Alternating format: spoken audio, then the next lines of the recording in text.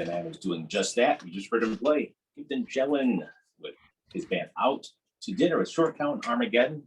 And joining us via Zoom, guess who? Giveton, how you doing today? I am doing good. It's good. It's good to be here. Yeah, I'm doing fine. outstanding. Congratulations on all the great success. And it's amazing just hearing someone who's so young, but is so vibrant and really, no pun intended, jazzing up the scene. So I appreciate that. Just trying to, just trying to stay on the path and play the music in the way that I think it should be played. yeah. So give us an idea just for folks who are just new to the music and new to you. Um, where are you from? How old are you? And when did you start playing? So I'm originally from the Bahamas. I first started playing when I was about 10 years old. I got serious into jazz about 13 years old. I met my mentor back in the Bahamas. His name is Adrian Diagala, and he's a bass player, and we kind of hit it off well from I was pretty young, and he took me on all of his gigs, and I learned so much information from him and learned how to play jazz. And through that introduction, I was able to get accepted into Oberlin College in 2016, and then I later on transferred to Juilliard in 2017, where I'm currently a fourth year at the Juilliard School right now. So that's a little bit about me. I'm 22. I'm about to be 22 April 19th of this month. So yeah, that's to give you a little brief insight. It's Giveton Gelin on Jazz 90.1. So once you came here to make it to America and you got to the scene, what was it like getting immersed in the New York scene? Because it seemed like almost quickly people took you under their wing and they wanted to hang out with you and teach you their way of playing and their way of in terms of taking on the jazz, I guess the jazz oral history. So well, how did that happen? Because for a lot of folks, they can't seem to break in terms of getting a mentor or finding the right person, but you seem to do that quickly. How did that happen? A lot of it has to do with having just for me a burning passion to want to learn and to want to and to want to be a part of what was going on in the New York scene. So I think for me by the time I first moved to New York, I was always going to sessions around town and and seeing a lot of the shows of some of my favorite artists.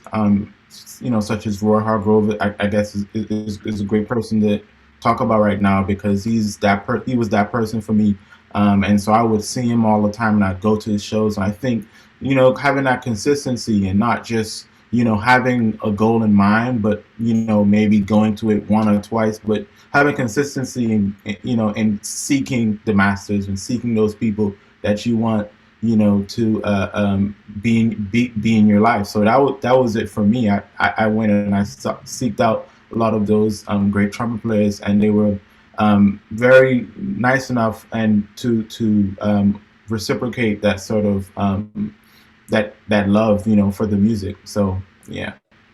Getting to Giveton Gelin. Giveton, talk about Roy's impact and legacy on you, because it's one thing to reach him out, seek him out, go to his shows, but also to have him be there for you and teach you the path. Well, talk about that and his legacy.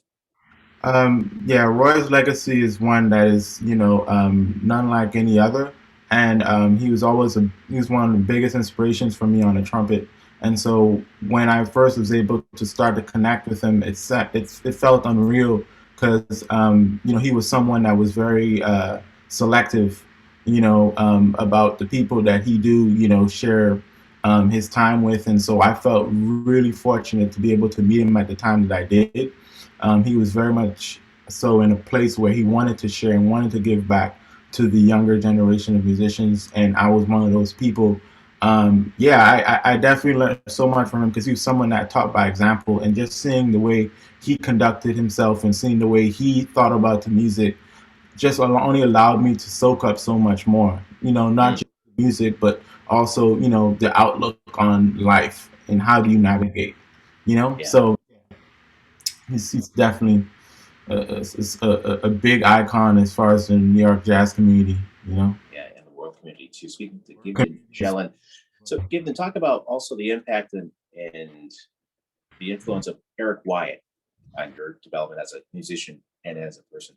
And Eric Wyatt, man, he's been such an important person for me as well because I met him at the same time, during the time of meeting Roy, and he's got a chance to see that relationship grow as well. And I've had the fortune to be a part of his records as well. I've done a record with him, and I've done a lot of shows with him throughout my time being in New York. And he has been someone that has also been very vocal about my generation of musicians to the global scene as well. So I'm very fortunate to have someone like Eric Wyatt and to be able to, talk to him and to be able to be a part of his, projects, etc. Speaking of Giveton Gelin, Giveton, you could have chosen so many different ways and paths in music. Why did you choose jazz? Why did you choose jazz? Why are you staying with jazz?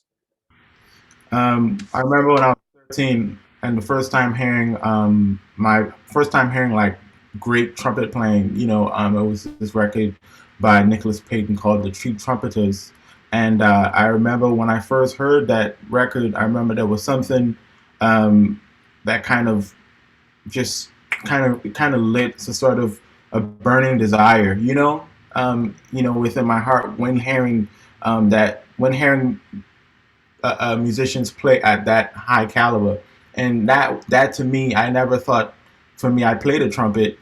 Being back in the Bahamas, I heard trumpet in a lot of different contexts. But first time in that sort of skillful sort of way, I kind of was just it just kind of lit something inside of me. And I think the element within the music, within jazz music, the spiritual element within it, because I also grew up in church. I think that was also a big thing for me is to be able to connect to the music, not also from a sonic level, but also in a sort of deeper way.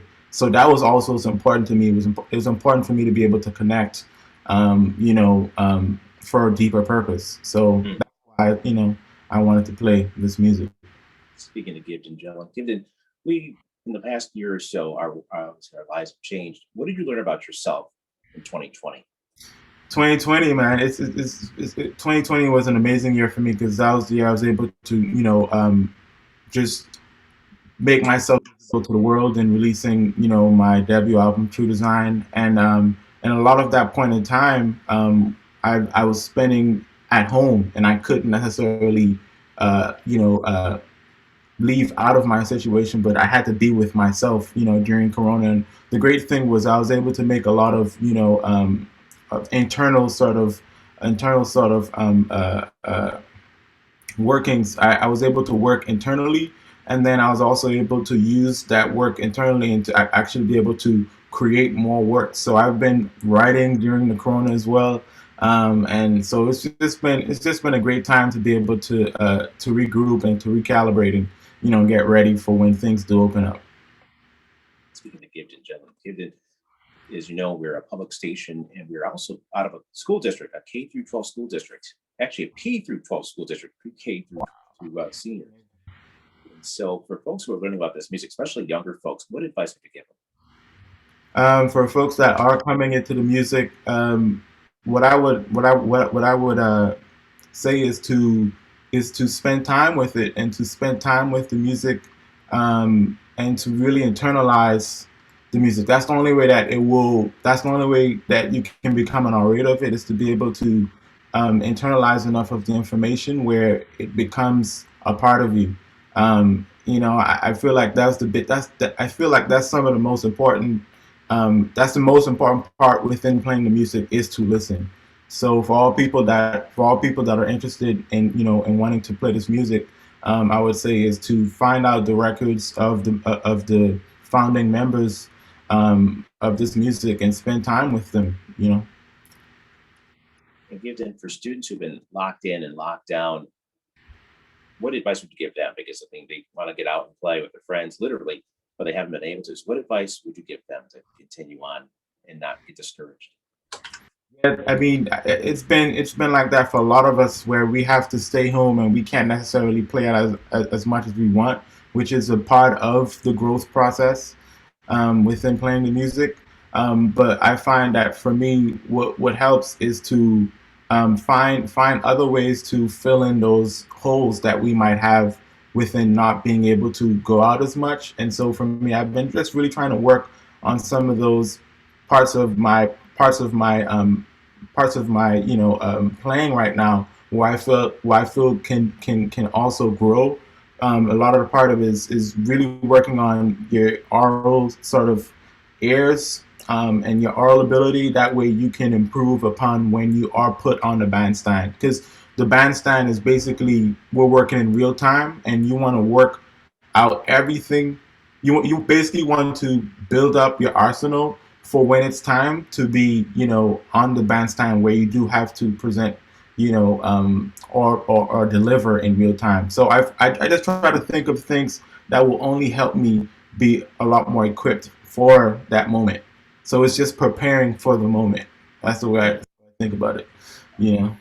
Speaking of Giveton Gelin, and Giveton, for a lot of folks who are new to the music, why should they support radio stations like us? It's Jazz Appreciation Month, and we're in our jam drive. So we're asking for people to donate their hard-earned money to support the station so we can stay on the radio.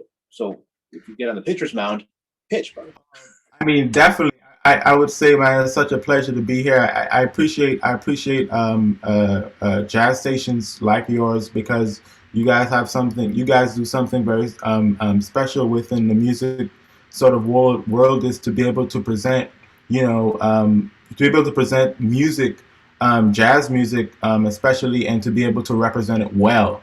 You see, I think that's I think that's one of the most important things, and I think that most people that are watching this to please donate to the station. And yeah, I would say that it is for a greater cause because for all people that are being exposed to the music for the first time, it can be an introduction to the music that can that can mean so much more for the next generation. So it's important that we keep our stations alive.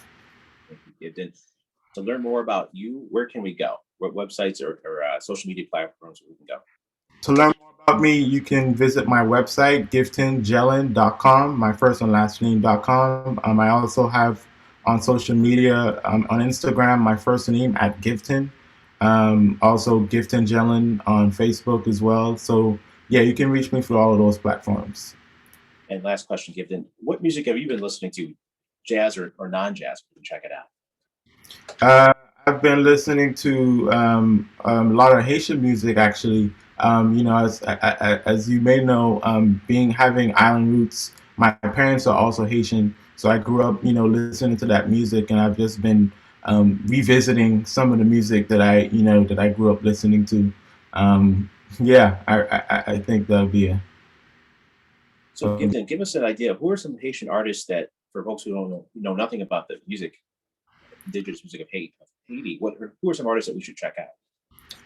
You should check out this band that I recently been looking at a few songs. They have really beautiful stuff. Their name is Nuluk, Nulook.